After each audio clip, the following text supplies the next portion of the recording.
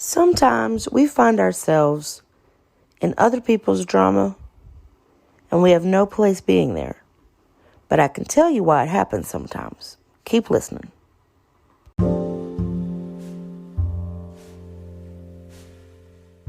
Hi friends, this is Bethany Jennings, and you're listening to We Should Talk. It's a podcast where we talk about anything and everything to encourage, equip, and empower you to be a decent human. Let's talk.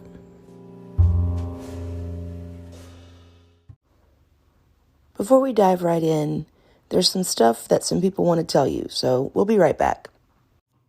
So how do we end up in somebody else's drama? Well, the short answer is people are small-minded and petty, but there actually is an explanation. And it's a word called triangulation. What is triangulation? It's a form of manipulation, is what it is.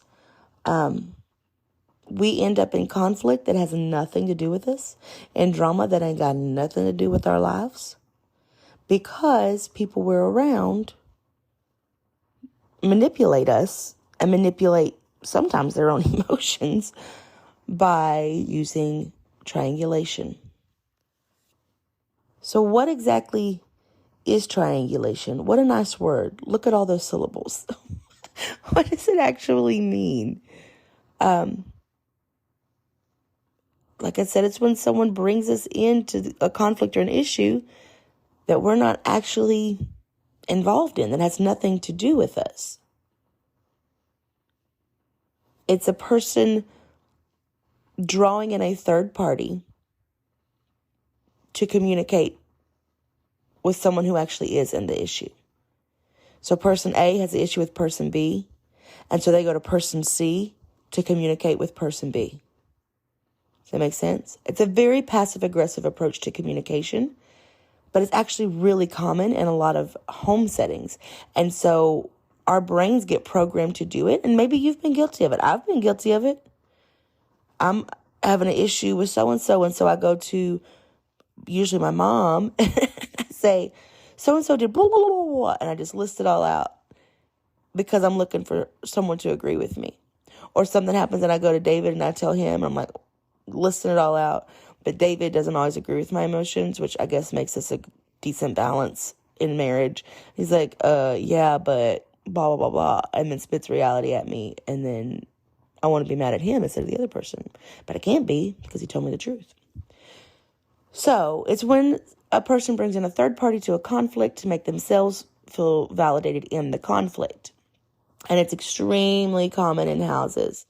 So let's talk about some examples, because it's one thing to have a definition, but to have an applicable scenario. Speaking of, do you say scenario or scenario?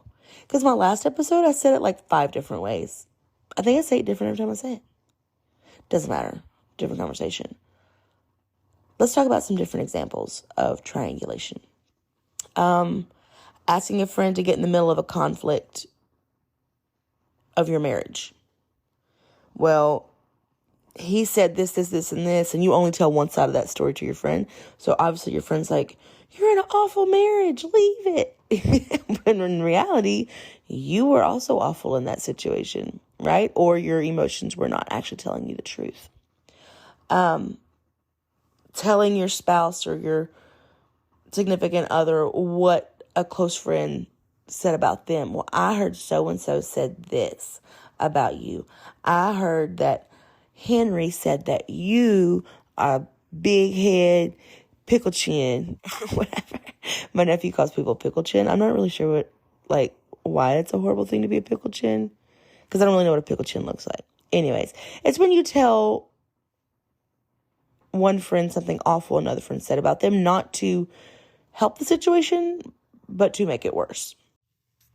Triangulation happens in the home a lot too. Because remember I said we see it a lot in our childhood in the home setting, and so it just becomes normal to us, so it becomes our default. For example, a parent can go to one kid and tell them to go talk to the other kid, right? Instead of the parent going directly to the child and saying, hey, we need to work on blah, blah, blah, blah. Or, listen, you're really upset in the family dynamic when you whatever. Or, listen, your room stinks like a cow patty and you need to clean it. Whatever. Instead of them going directly to the kid, they send a sibling to talk to them, right? Or even in an adult situation, a mom calls one of her daughters and she's like, well, you need to tell so-and-so that she should be texting me more and she should be FaceTiming me more, right? Instead of telling the daughter or telling the other kid, man, I miss you. I really wish you'd call me more, right? It's called triangulation. It's manipulation. Or this can happen when you talk negatively about a parent talks negatively about one kid to the other kid. Well, he just treats your dad like trash and he don't know how to have a good marriage and blah, blah, blah, blah, blah, right? And it pulls that sibling into the issue that ain't their issue, right? Or your brother's just making horrible decisions. He's failing all his classes. That's not really that kid's business. You're the parent. Don't do that to your kid. It can also be going to a kid about the other parent. We see this a whole lot in divorce situations, separation situations, where one parent will be bad-mouthing the other parent and the kid gets caught in the middle. I do not suggest this method. Just be a good parent. Be a decent parent for your child. And if the other one's not, they're going to see it. They're going to come to you at some point and say, what's going on? Like, why is dad doing this? Or why is mom acting this way? They're going to see it. Kids ain't stupid. They don't always know how to communicate what they're seeing and feeling, but they feel it. They see it. So going to your kid about how awful the other parent is, that's for sure not healthy. Or it can be sibling to sibling, right? Kid to kid. They go to each other and talk about an issue with their parent. I need mom to do this. Can you suggest it to her? I really need dad to do this. Can you hint at it? Instead of going direct, again, it's very passive aggressive. Just go to them and communicate your needs. If you don't have that kind of relationship with your parents, don't pull your sibling into it. Try to build that relationship with your parents. And if you can't, if your parent's not there for that kind of relationship, then quit trying to make it happen through another sibling. So, yeah, it's in the home a lot. But it can also happen in the workplace. Maybe your boss is venting to you about one of your coworkers. And then you're kind of stuck in the middle like, am I supposed to communicate that message? Should I just let them get fired? Right? Not fair to you. And if your boss wants to talk about his or her issues, they should hire a therapist. It can also happen very publicly, like, I don't know, on social media. When people get on and make extremely vague posts about some people insert their issue of choice that day. Or don't you hate it when insert whatever they're mad about that day. They're trying to triangulate on a mass level, pulling other people into the issue. And so everybody starts commenting, oh, I just hate it when blah, blah, blah, blah, blah. And they don't even know what's really happening. People just get on social media and air out their dirty laundry, put issues out. And sometimes they can be, instead of being vague, they're very specific, right? And they only say, well, I hate it when my mother-in-law insert issue. Some friends, or sometimes people just be getting bold. They'll tag the person and then tell just their side of the story and watch other people gang up on the person that they are complaining about. And people just feed into it. You want to know why, cuz? Because people just need a cause. They just need to feel like they are purveying justice. And it's not really justice because you don't know both sides of the story. So if you're that person that's posting, about your issues vaguely or specifically, would you just stop? Just stop. It's immature. It doesn't make people like you. They like the fact that they can join in your drama and not have drama of their own. That doesn't mean they like you as a person. Don't do that. Nobody likes that. Doesn't make you cool. So those are some examples of triangulation. And what happens is, again, because it's so common, a lot of people don't even realize that they are being triangulated, is the term for it. They don't even realize what's happening. They consider it normal. This communication is normal. It's normal for my siblings to come and gripe about the parents to me. And at some point when you're a kid, that's all you got. It's your siblings to figure out your parents with, right? But as an adult, it doesn't always need to be that way.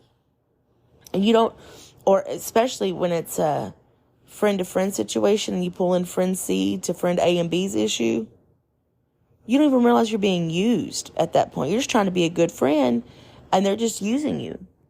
So, who is out here triangulating? That's the next question.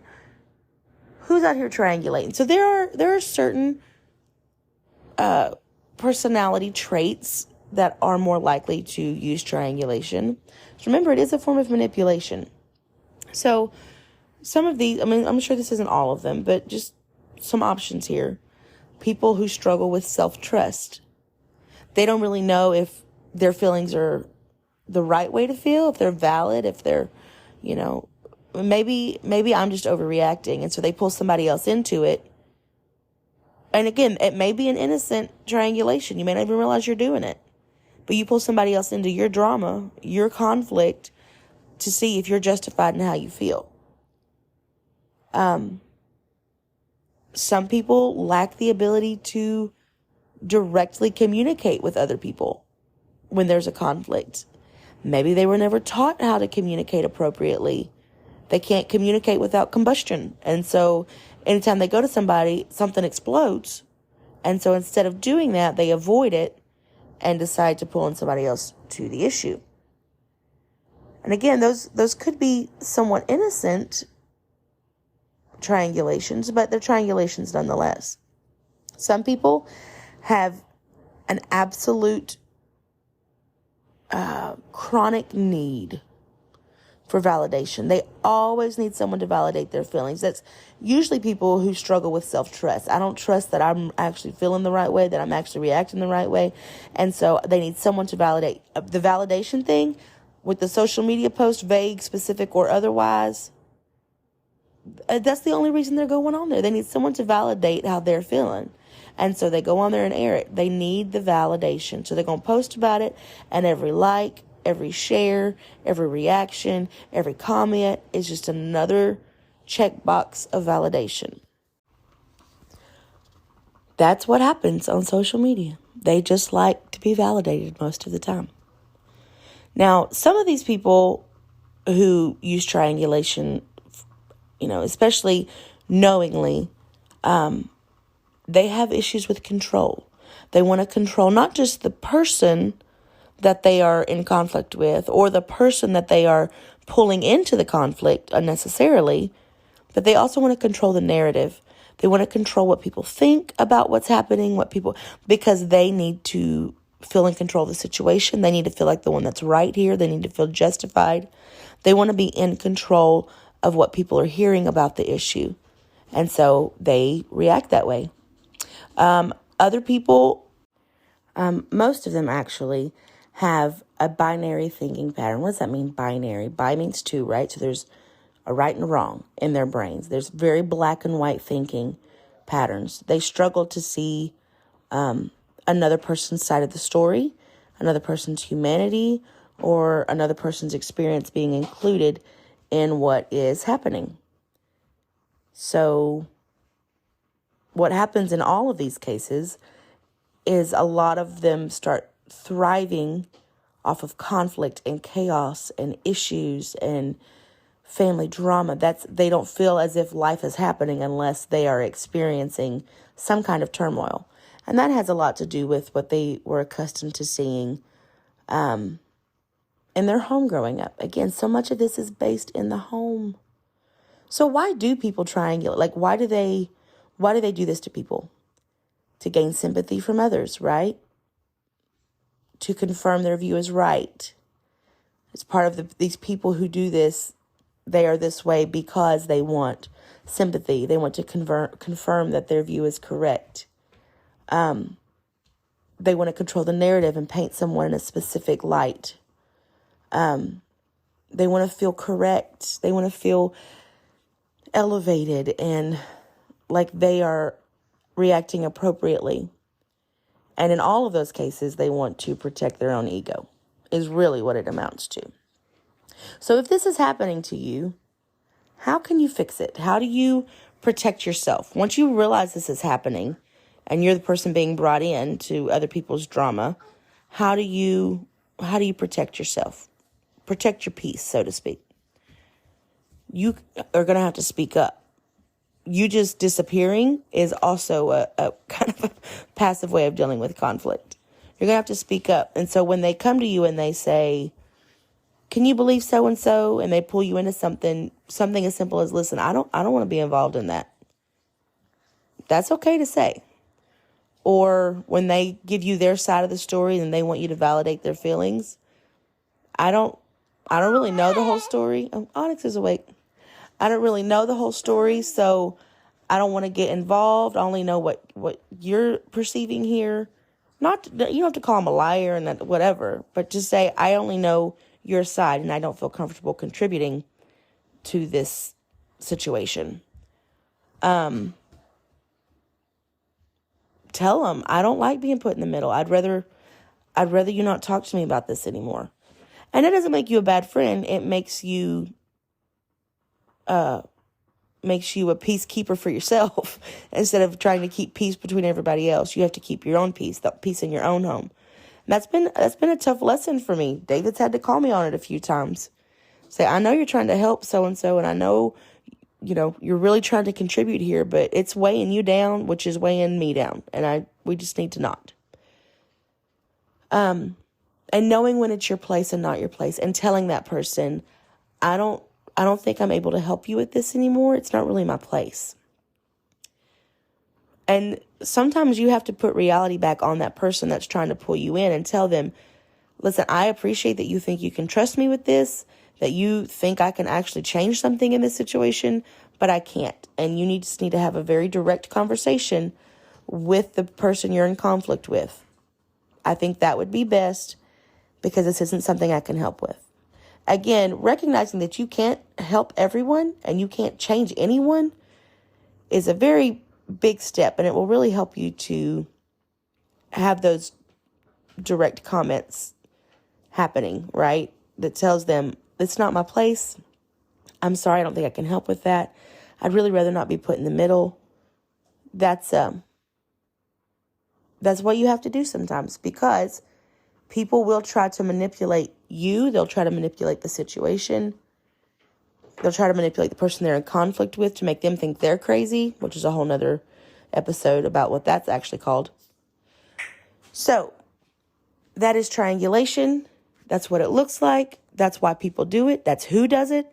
And that's how you can protect yourself. I hope this episode was helpful and enlightening. And I'm going to go check on Onyx. Bye, friends.